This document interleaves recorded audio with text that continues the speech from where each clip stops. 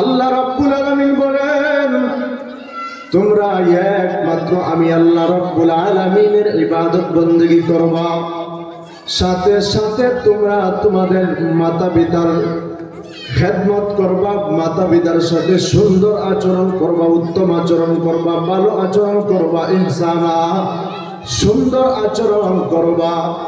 আমার প্রাণের ভাই, আমার বন্ধুগণ, আমরা তো দেখা যায় আমাদের মাতা পিতার সাথে ভালো আচরণ করতে রাজি না, ভালো আচরণ করে না, উত্তম আচরণ করে না, সুন্দর আচরণ করে না।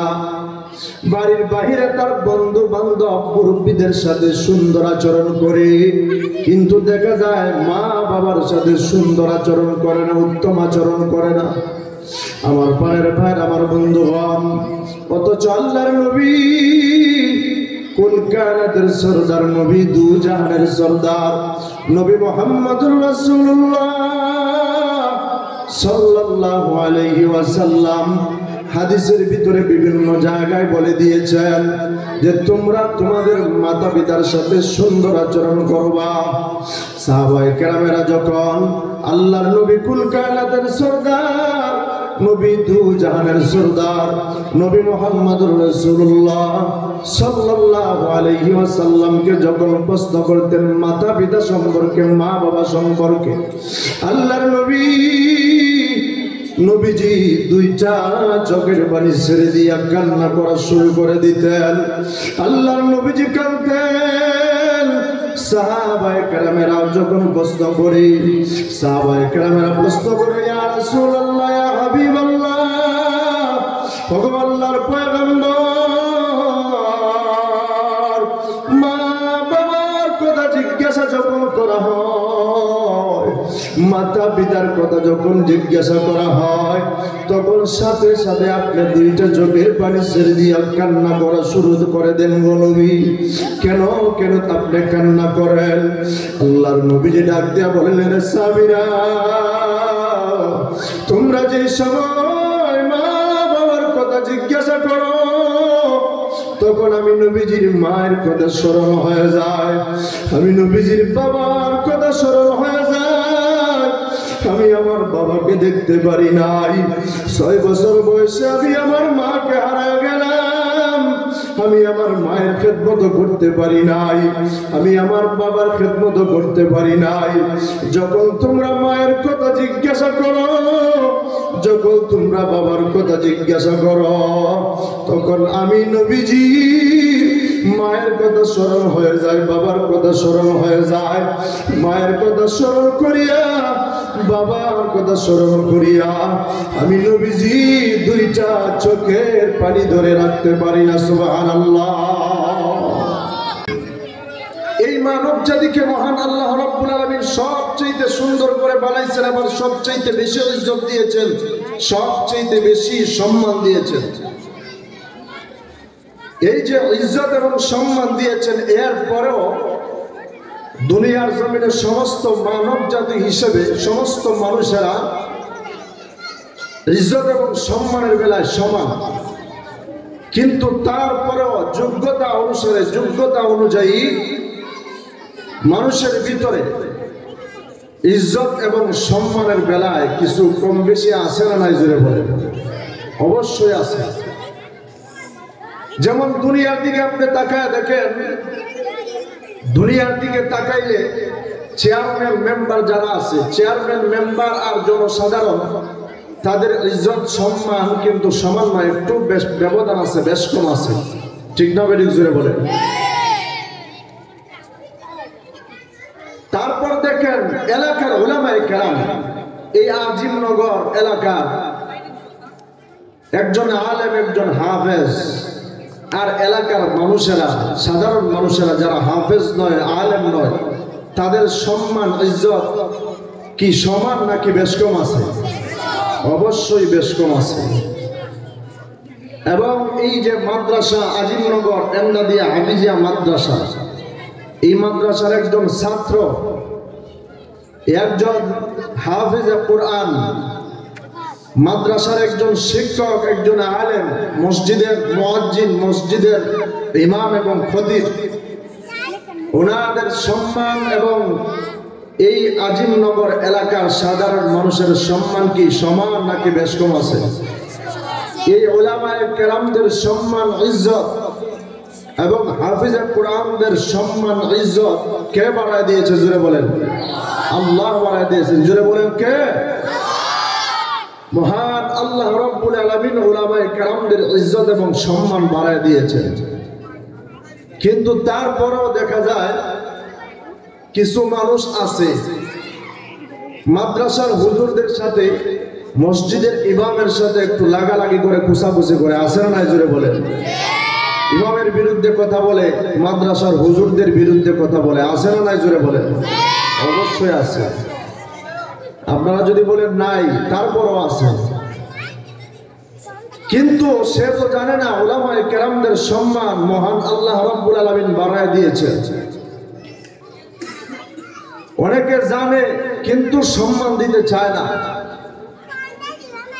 শুধু লাগালাগি করে, মাদ্রাসার বিরোধিতা করে, মাদ্রাসার বিরুদ্ধে কথা বলে, উলামায়ে কেরামদের বিরুদ্ধে কথা বলে, শিক্ষকের বিরুদ্ধে কথা বলে, মসজিদের ইমাম খতিবের বিরুদ্ধে কথা বলে, মাদ্রাসার মুহতামিমের বিরুদ্ধে কথা বলে, মাদ্রাসার হুজুরদের বিরুদ্ধে কথা বলে, আছে না নাই? জোরে বলেন। কিন্তু যতই বিরুদ্ধে কথা বলো, উলামায়ে কেরামদের ইজ্জত সম্মান কমবে না। মহান আল্লাহ রাব্বুল আলামিন হাফেজে কোরআন, উলামায়ে কেরাম, আলেম উলামাদের ইজ্জত সম্মান বাড়ায় দিয়েছে। সুবহানাল্লাহ, জোরে বলেন।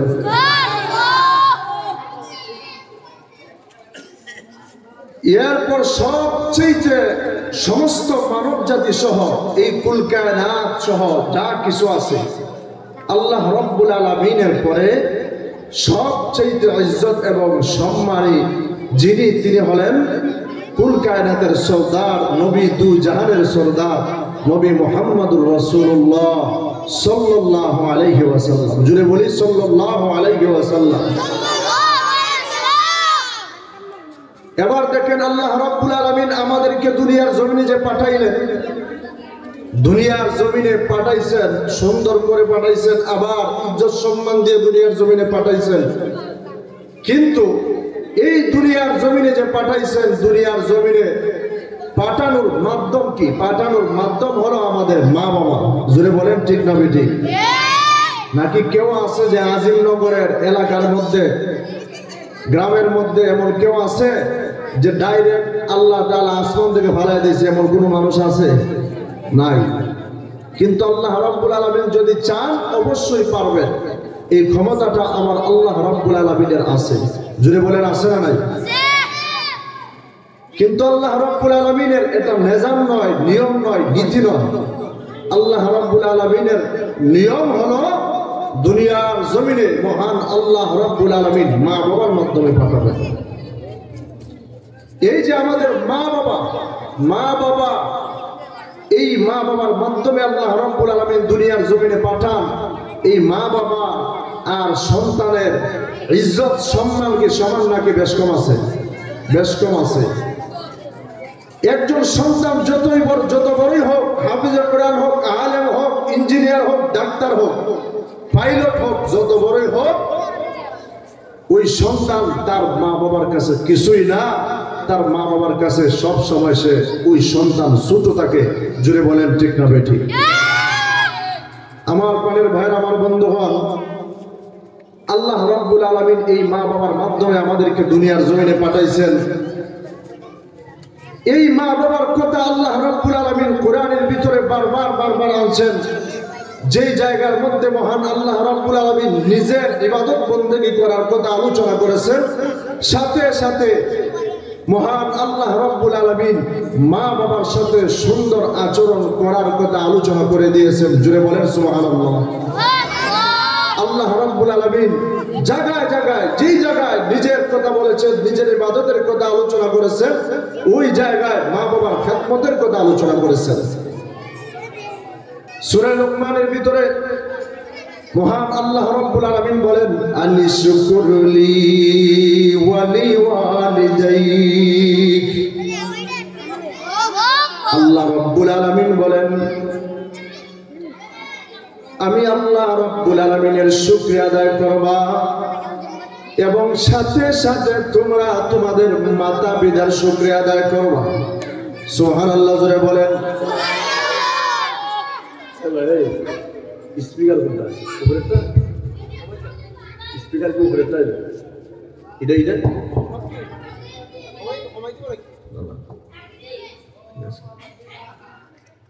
আমার প্রাণের ভাই, আমার বন্ধুগণ, মহান আল্লাহ রাব্বুল আলামিন ডাক দেয়া বলেন যে আমি আল্লাহ রাব্বুল আলামিনের শুকরিয়া আদায় করবা এবং সাথে সাথে তোমরা তোমাদের মাতা পিতার শুকরিয়া আদায় করবা। সুবহানাল্লাহ জোরে বলেন। এরপরে আমি যে আয়াতের প্রথম অংশ তেলাওয়াত করেছি এর ভিতরে মহান আল্লাহ রাব্বুল আলামিন কি বলেন? وَقَضَى رَبُّكَ أَلَّا تَعْبُدُوا إِلَّا إِيَّاهُ وَبِالْوَالِدَيْنِ إِحْسَانًا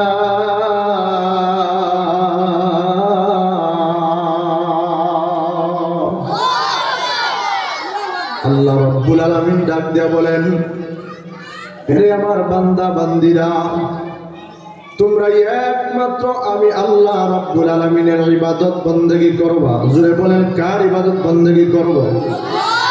আরো জোরে বলেন, কার?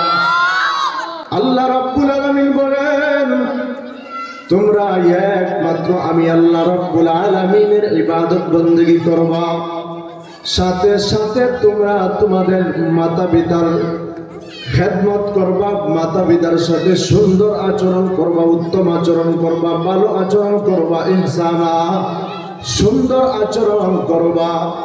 আমার প্রাণের ভাই, আমার বন্ধুগণ, আমরা তো দেখা যায় আমাদের মাতা পিতার সাথে ভালো আচরণ করতে রাজি না, ভালো আচরণ করে না, উত্তম আচরণ করে না, সুন্দর আচরণ করে না। বাড়ির বাহিরে তার বন্ধু বান্ধব মুরব্বীদের সাথে সুন্দর আচরণ করে, কিন্তু দেখা যায় মা বাবার সাথে সুন্দর আচরণ করে না, উত্তম আচরণ করে না। আমার পায়ের ভাই, আমার বন্ধুগণ, অথচ আল্লাহর নবী, কুল কায়নাতের সরদার নবী, দু জাহানের সরদার নবী মুহাম্মদুর রাসূলুল্লাহ সাল্লাল্লাহু আলাইহি ওয়াসাল্লাম হাদিসের ভিতরে বিভিন্ন জায়গায় বলে দিয়েছেন যে তোমরা তোমাদের মাতা পিতার সাথে সুন্দর আচরণ করবা। সাহাবায়ে কেরামেরা যখন আল্লাহর নবী কুল কায়নাতের সরদার নবী, দু জাহানের সরদার নবী মুহাম্মদুর রাসূলুল্লাহ সাল্লাল্লাহু আলাইহি ওয়াসাল্লামকে যখন প্রশ্ন করতেন মাতা পিতা সম্পর্কে, মা বাবা সম্পর্কে, আল্লাহর নবীজি দুইটা চোখের পানি ছেড়ে দিয়া কান্না করা শুরু করে দিতেন। আল্লাহর নবীজি কাঁদতেন। সাহাবায়ে কেরামেরাও যখন প্রশ্ন করে, সাহাবায়ে কেরামেরা প্রশ্ন করে, ইয়া রাসূলুল্লাহ, ইয়া হাবিবাল্লাহ, ওগো আল্লাহর পয়গম্বর, মা বাবার কথা জিজ্ঞাসা যখন করা হয়, মাতা পিতার কথা যখন জিজ্ঞাসা করা হয়, তখন সাথে সাথে আপনি দুইটা চোখের পানি ছেড়ে দিয়ে কান্না করা শুরু করে দেন। গো নবী, কেন কেন আপনি কান্না করেন? আল্লাহর নবীজি ডাক দিয়া বলেন, রে সাহাবীরা, তোমরা যে সময় মা বাবার কথা জিজ্ঞাসা করো, তখন আমি নবীজির মায়ের কথা স্মরণ হয়ে যায়, আমি নবীজির বাবার কথা স্মরণ হয়ে যায়। আমি আমার বাবাকে দেখতে পারি নাই, 6 বছর বয়সে আমি আমার মাকে হারিয়ে গেলাম। আমি আমার মায়ের খেদমত করতে পারি নাই, আমি আমার বাবার খেদমত করতে পারি নাই। যখন তোমরা মায়ের কথা জিজ্ঞাসা করো, যখন তোমরা বাবার কথা জিজ্ঞাসা করো, তখন আমি নবীজি মায়ের কথা স্মরণ হয়ে যায়, বাবার কথা স্মরণ হয়ে যায়। মায়ের কথা স্মরণ করিয়া, বাবার কথা স্মরণ করিয়া আমি নবীজি দুইটা চোখের পানি ধরে রাখতে পারি না। সুবহানাল্লাহ। আমার পানের ভাই, আমার বন্ধুগণ, আল্লাহর নবী কুল কায়নাতের সরদার নবী, দু জাহানের সরদার নবী মুহাম্মদুর রাসূলুল্লাহ সাল্লাল্লাহু আলাইহি ওয়াসাল্লাম নবীজি ডাক দিয়া বলেন, হাদিসের ভিতরে বলেন, ক্বালা রাসূলুল্লাহি সাল্লাল্লাহু আলাইহি ওয়াসাল্লাম, রিদাল্লাহি في رضا الوالدين وسخط الله في سخط الوالدين أو كما قال النبي عليه الصلاة والسلام الله النبي কুল কায়নাতের সরদার নবী দু জাহানের সরদার নবী মুহাম্মদুর রাসূলুল্লাহ সাল্লাল্লাহু আলাইহি ওয়াসাল্লাম ডেকে ডেকে বলেন, এরে আমার সাহাবীরা, এরে আমার উম্মতের দলেরা, তোমরা তোমাদের মায়ের খেদমত করবা, বাবার খেদমত করবা। মা বাবার অসন্তুষ্টিতে আল্লাহ রাব্বুল আলামিন অসন্তুষ্ট হয়ে যায়, মা বাবার সন্তুষ্টিতে মহান আল্লাহ রাব্বুল আলামিন সন্তুষ্ট। দুনিয়ার জমিনে কোন সন্তান যদি রাত্রিবেলা যদি মায়ের খেদমত করে, বাবার খেদমত করে, মায়ের পাটা টিপাইয়া দেয়, মায়ের পায়ের তলার মধ্যে একটু তল মালিশ করিয়া দেয়, হাতের মধ্যে টিপাইয়া দেয়, বাবার মাথাটার মধ্যে তৈল মালিশ করে একটু টিপাইয়া দেয়, ওই সন্তানটা যদি মা বাবার খেদমত করে রাত্রিবেলা ঘুমায়া যায়, আর রাত্রিবেলা যদি মালাকুল মউত আজরাইল এসে হাজির হয়ে যায়, মালাকুল মউত আজরাইল এসে হাজির হইয়া মালাকুল মউত আজরাইল যদি জানটাকে কবজ করে নিয়ে যায়, ওই সন্তানটা মারা যাওয়ার সাথে সাথে আল্লাহ রাব্বুল আলামিন ওই সন্তানের জন্য জান্নাত রেডি করে রাখে। জোরে বলেন সুবহানাল্লাহ, আর জোরে বলেন সুবহানাল্লাহ।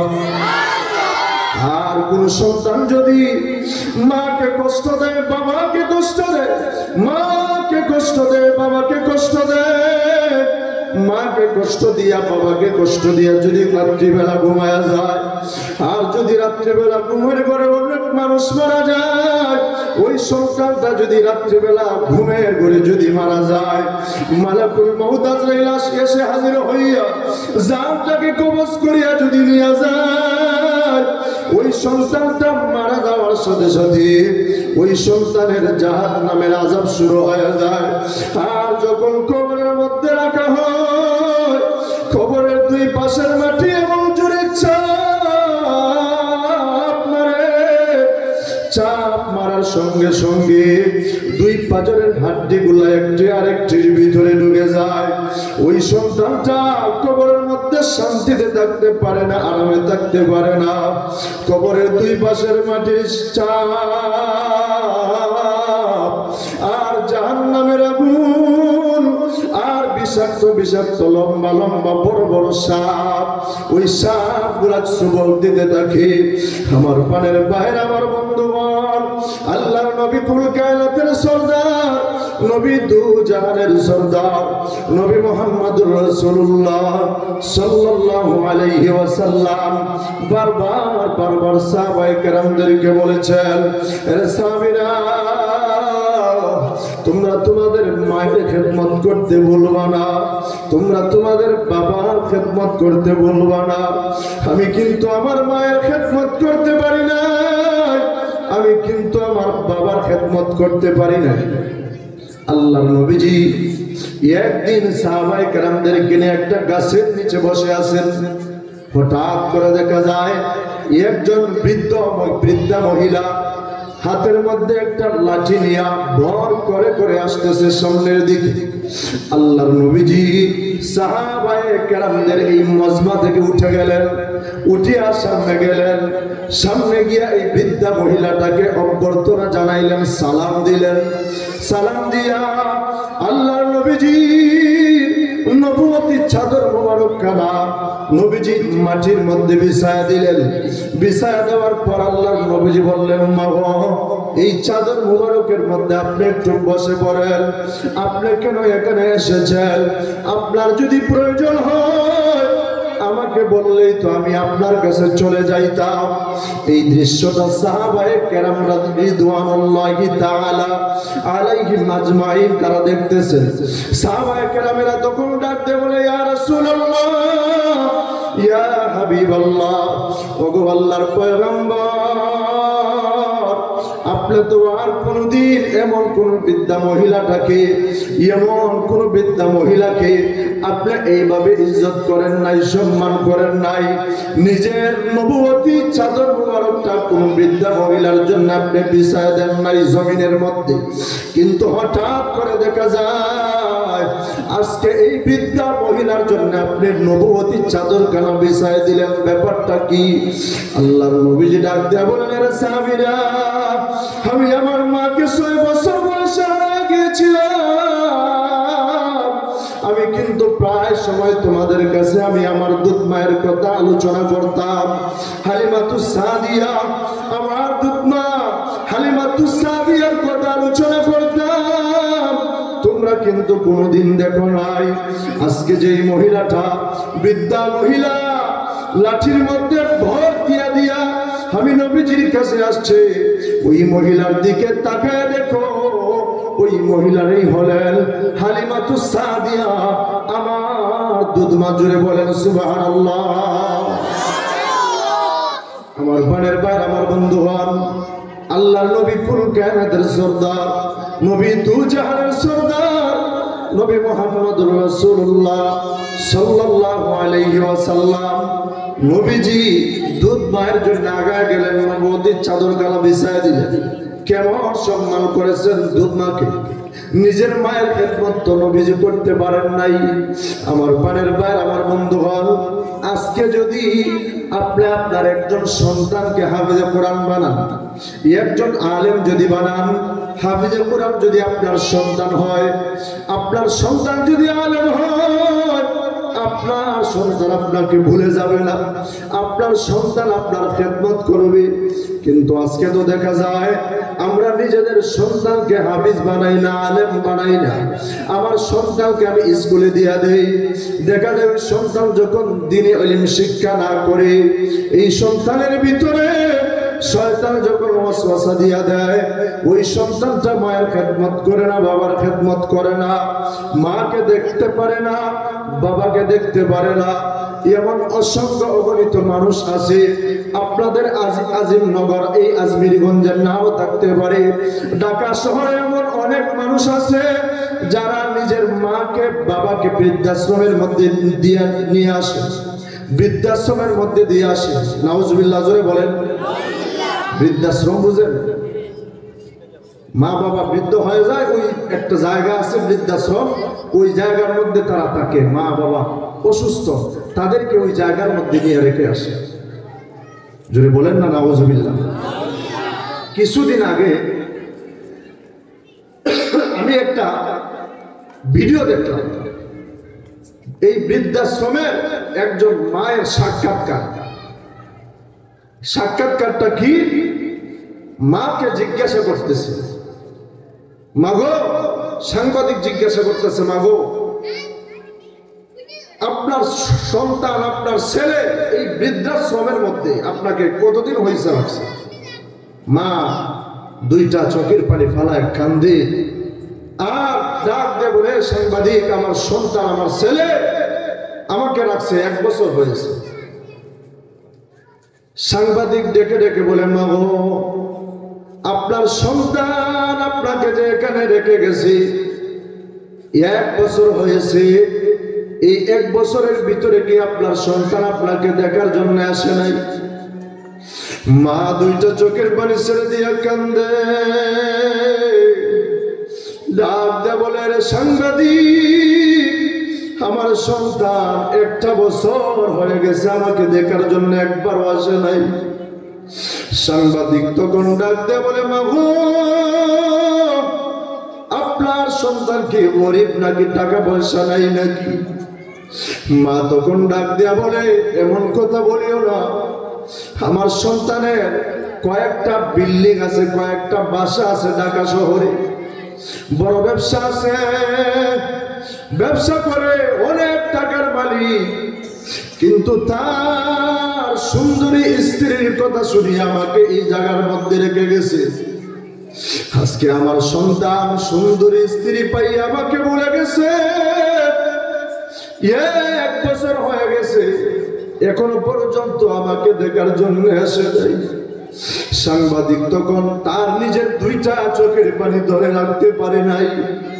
সাংবাদিক ডাকতে বলে, মাগো আপনি কি আপনার সন্তানের জন্য কি কিছু বলবেন, দোয়া দিবেন নাকি বদদোয়া দিবেন? মা তখন দুইটা চোখের পানি ছাড়িয়ে কান্দে আর ডাক দেয়া বলে, হে সাংবাদিক,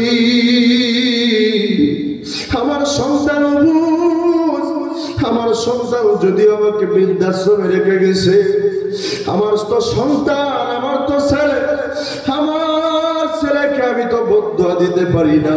সুবহানাল্লাহ জোরে বলেন। দুনিয়ার জমিনে মাকে কষ্ট দাও, বাবাকে কষ্ট দাও, মাকে কষ্ট দিলে বাবাকে কষ্ট দিলে, যদি মাকে কষ্ট দাও বাবাকে কষ্ট দাও, আল্লাহ রব্বুল আলামিনের আরশের মধ্যে আগুন ধরে যায়। আল্লাহ রব্বুল আলামিনের আরশটা কেঁপে ওঠে। আল্লাহ রব্বুল আলামিনের আরশ আর সহ্য করতে পারে না।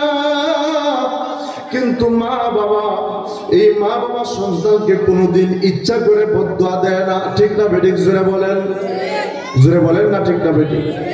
আমার পানের ভাই, আমার বন্ধু হন, এই মাটা তখন ডাকতে বলে, রে সাংবাদিক, আমি আমার সন্তানকে বদদোয়া দিতে পারবো না।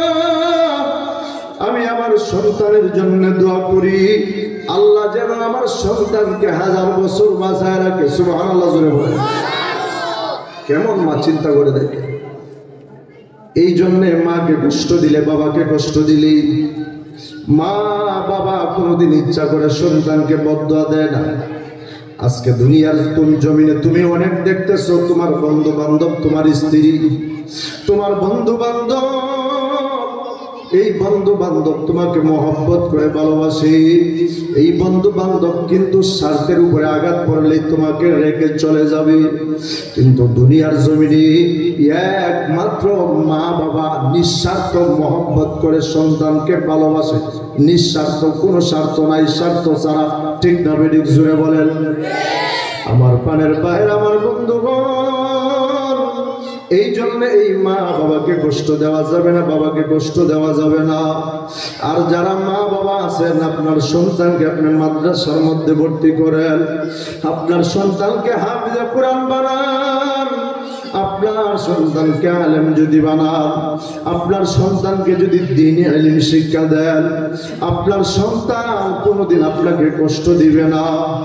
ও মা বাবা, যারা মা বাবা আছেন একটু মনোযোগ সহকারে শুনবেন। এই দুনিয়ার জমিনে কতই তো কামাইলা, একজন সন্তানকে যদি তুমি হাফিজে কোরআন বানাইতে পারো, একজন সন্তানকে যদি তুমি আলেম বানাইতে পারো, ওই হাসরের ময়দানে কিন্তু কাজে লাগবে।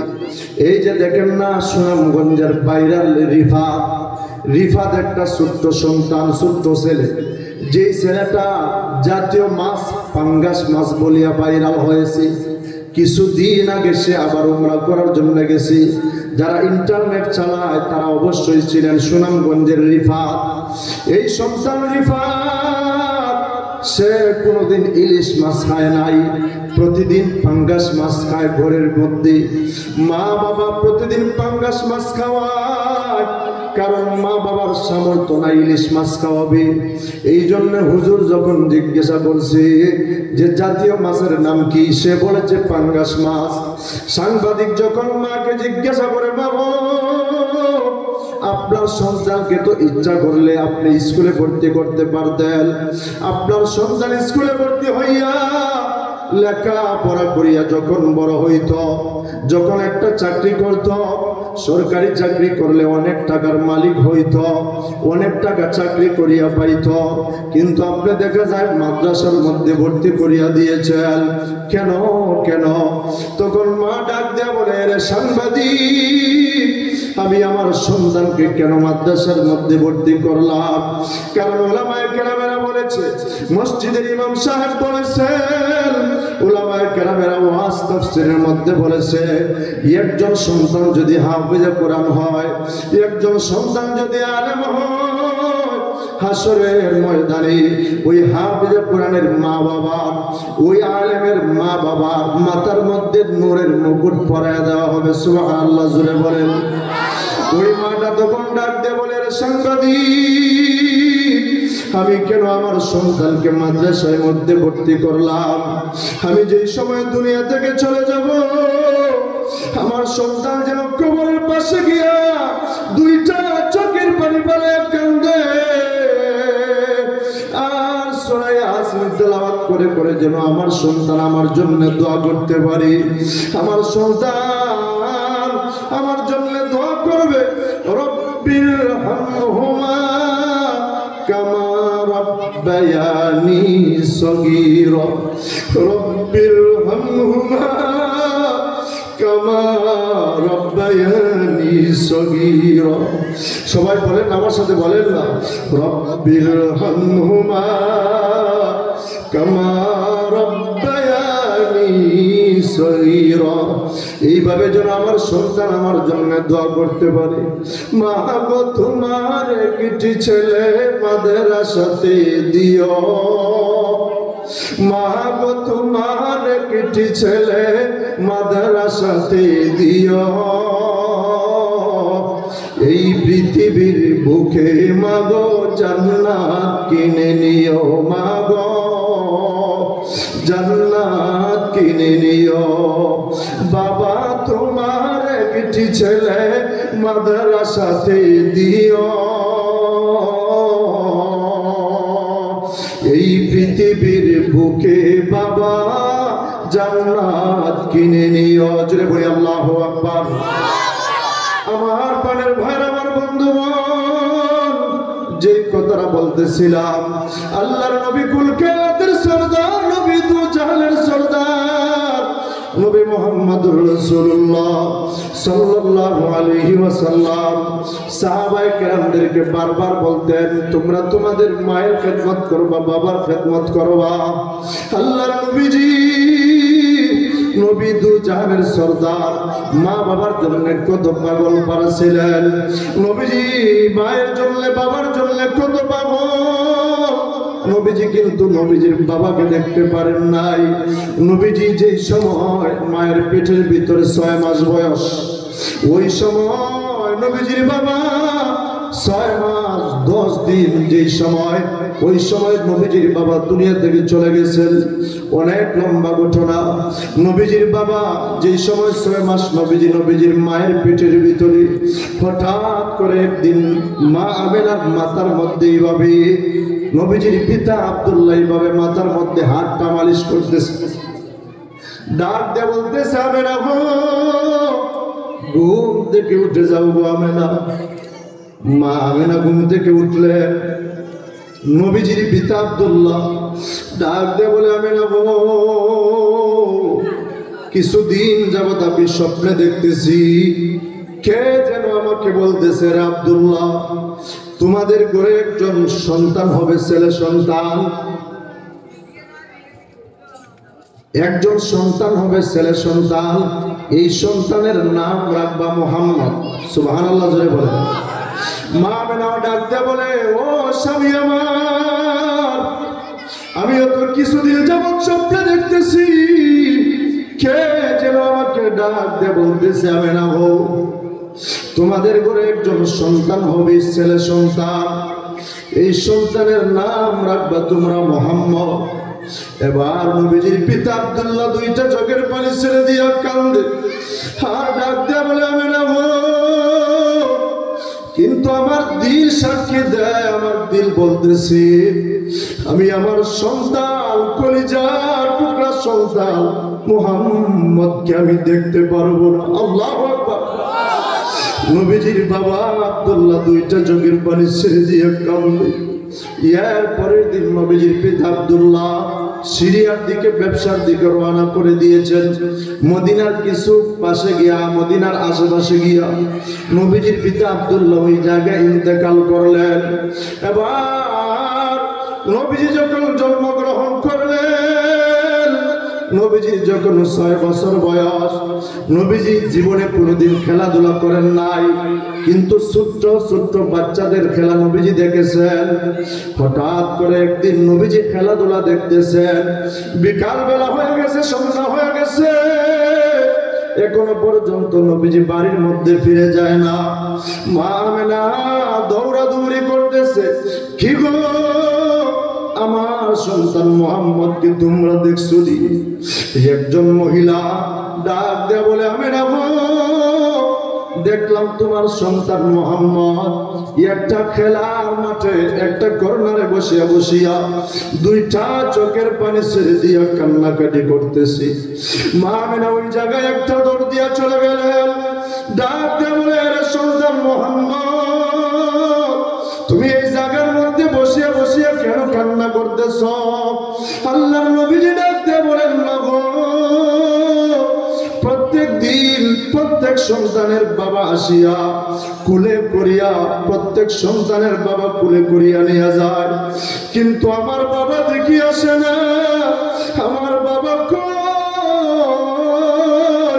আমার বাবা দেখি একটা দিন আমাকে কুলে করিয়া নিয়ে যায় না। নবীজির মা আমেনা দুইটা চোখের পানি ছেড়ে দিয়া কান্না করা শুরু করে দিয়েছে। শিশু নবী মুহাম্মদকে বুকের সাথে জড়িয়ে ধরিয়া কান্দে আর ডাক দিয়ে বলে, রে মুহাম্মদ, পুরাতন আগুন তুমি জ্বালায়া দিলা রে মুহাম্মদ। তোমার বাবা তো তুমি আমার পেটের ভিতরে থাকা অবস্থায়, গর্ভে থাকা অবস্থায় দুনিয়া থেকে চলে গেছে। আল্লাহর নবীজি ডাক দিয়ে বলেন, না গো, আমার বাবাকে আপনি আপনারা কোথায় রাখছেন? ওই জায়গার মধ্যে আপনি নিয়ে যাইবেন নি? কোথায় রাখছেন একটু দেখানো যাবেনি? মা আমেনা নবীজির দাদা আব্দুল মুত্তালিবের অনুমতি নিয়ে, অনেক লম্বা ঘটনা, আমি সংক্ষেপ করে দিতেছি মাত্র 5 মিনিটের ভিতরে। আব্দুল মুত্তালিবের অনুমতি নিয়া মা আমেনা নবীজিকে সঙ্গে করিয়া নবীজির বাবার কবর জিয়ারত করার জন্য রওনা করে দিয়েছে। নবীজি হাঁটতেছেন হাঁটতেছেন, কিছু দূর থেকে নবীজির বাবার কবর দেখা যায়। ওই সময় মা আমেনা ডাক দেয়া বলে, আরে সন্তান মুহাম্মদ, এই তো দেখা যায় তোমার বাবার কবর দেখা যায়। এবার নবীজি শিশু নবী মুহাম্মদ মা আমেনার হাতটাকে সারিয়া একটা দৌড় দিয়া বাবার কবরের কাছে যায় আর বাবার কবরকে এইভাবে জড়িয়ে ধরেছে, জড়িয়ে ধরিয়া কান্না করা শুরু করে দিয়েছে। আর ডাকতে বলে, বাবা গো, দুনিয়ার জমিনে আমার কত বড় আশা ছিল, দুনিয়ার জমিনে আমার কত আশা ছিল, একটাবার তোমাকে বাবা বাবা বলে ডাক দিব, কিন্তু দুনিয়ার জমিনে আমি আপনাকে বাবা বলে ডাকতে পারলাম না। দুনিয়ার জমিনে আমার কত আশা ছিল, একটাবার আপনার কুলের মধ্যে উঠবো, আমার কবরের মধ্যে চুম্বন করবা, আমাকে মুহাম্মদ বলে ডাক দিবা।